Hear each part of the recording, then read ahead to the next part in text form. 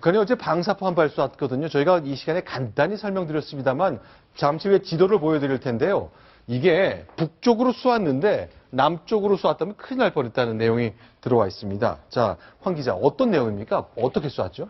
그러니까 어제 오후 5시 45분으로 지금 발표가 되어 있습니다만 네. 북한의 원산에서 네. 양강도의 김형권 군이라는 지역으로 발사를 한 것으로 되어 있습니다. 네. 1km 정도의 사거리를 날아간 것으로 지금 국방부가 발표를 해놓은 상태고요.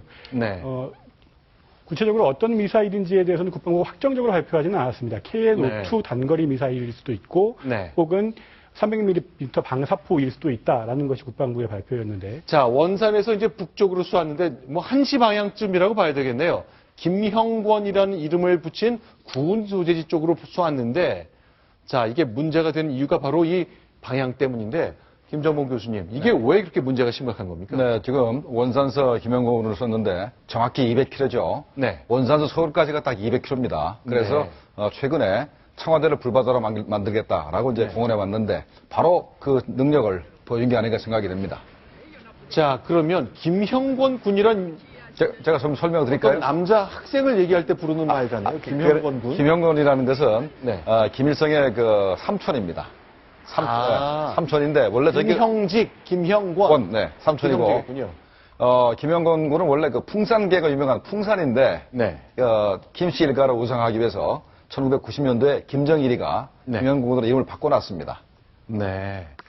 자, 그러면 이건 어떤 메시지입니까? 가령 그러니까 원산에서 1시 방향으로 쏘면 200km가 날아가는데 원산에서 서울까지가 200km이기 때문에 만약에 7시 방향으로 쏘았다면 너희 서울을 맞출 수도 있다. 그런 메시지를 읽어달라는 겁니까? 네, 그렇죠. 그렇고 현재 군에서 미국의 군사위성을 현재 판독을 하고 있는데 네. 과연 오차가 몇 미터 남는가라는 걸 현재 보고 있습니다. 그래서 현재 북한이 저렇게 정밀한 미사일을 가질 수 있게 된 것은 북한이 러시아의 글로나스라는 GPS 시스템을 쓰고 있답니다. 그래서 네. 현재 오차가 아마 과거에 북한이 이렇게 200km 정도 쏘면 오차가 수 킬로씩 났는데 네. 지금은 아마 수십 미터 이내로 오차가 이제 줄어든 것으로 이제 판단이 됩니다. 그런데요, 이제 황일도 기자, 예. 저 국방부에서 이게 발사 실패의 가능성도 거론했다는데 이게 어떤 의미입니까? 그러니까 3월 들어서 3월 3일에 이미 북한은 300mm 방사포 6발을 발사를 한 적이 있고 3월 21일에도 역시 같은 방사포로 추정되는 발사체 5발을 발사한 적이 있습니다. 네. 근데 이제 이거는 모두 동해상으로 그 원산에서 동쪽을 향해서 발사를 했기 때문에 바다로 떨어졌죠. 네. 이번의 경우에는 특이하게도 북쪽을 향해서 쐈고 그리고 육상으로 떨어진 거기 때문에 네. 이게 원래는 바다로 쏘려고 한 게 육상으로 떨어진 것일 수도 있지 않겠느냐라는 관측이 있는 겁니다. 근데 궁금한 게요. 그러니까 잘못했다면 원래도 이번도 과거처럼 이렇게 바다에 떨어뜨리려 했는데 방향이 영 잘못 갔다는 얘기잖아요.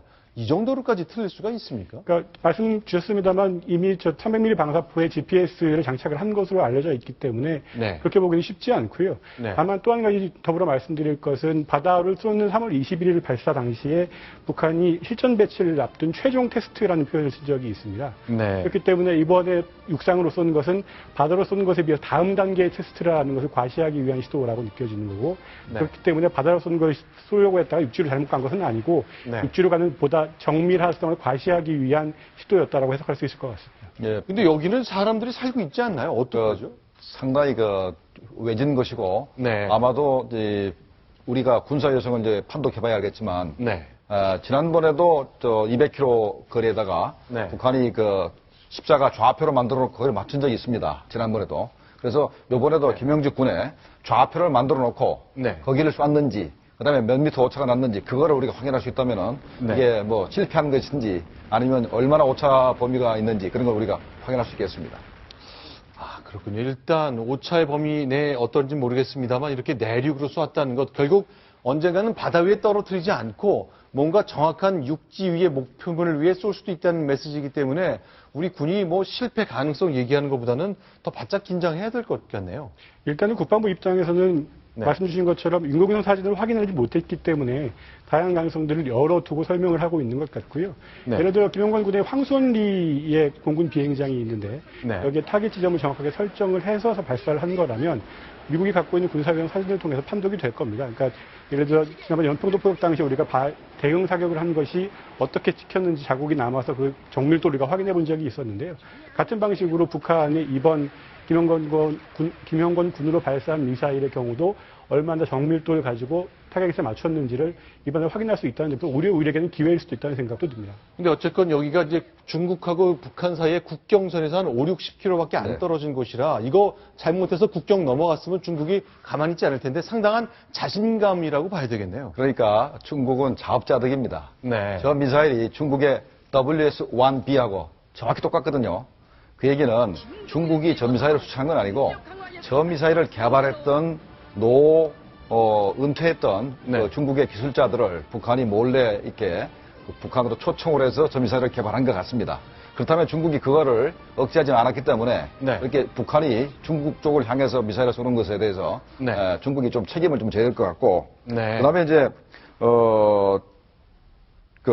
최근에 말이죠. 네. 북한이 그 내부 문건에서 보면은 핵폭풍으로 네. 중국을 갖다가 이렇게 이렇게 돌파하겠다 이런 표현도 했고 또 과거에 보면은 뭐라고 북한이 주장했냐면 북한의 핵미사일의 그 사용 방향은 네. 제한이 없다 이런 표현을 하면서 베이징을 쏠 것처럼 얘기한 적도 있었기 때문에 네. 요번에 북한의 그 300mm 방사포로 네. 추정되는 그 미사일을 쏜 것은 네.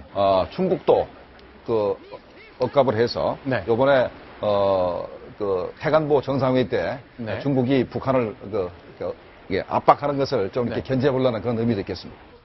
여러 가지 이제 박근혜 대통령은 이제 출국했는데 그 일정과 다 감안한 전략이라고 좀 읽어주셨군요.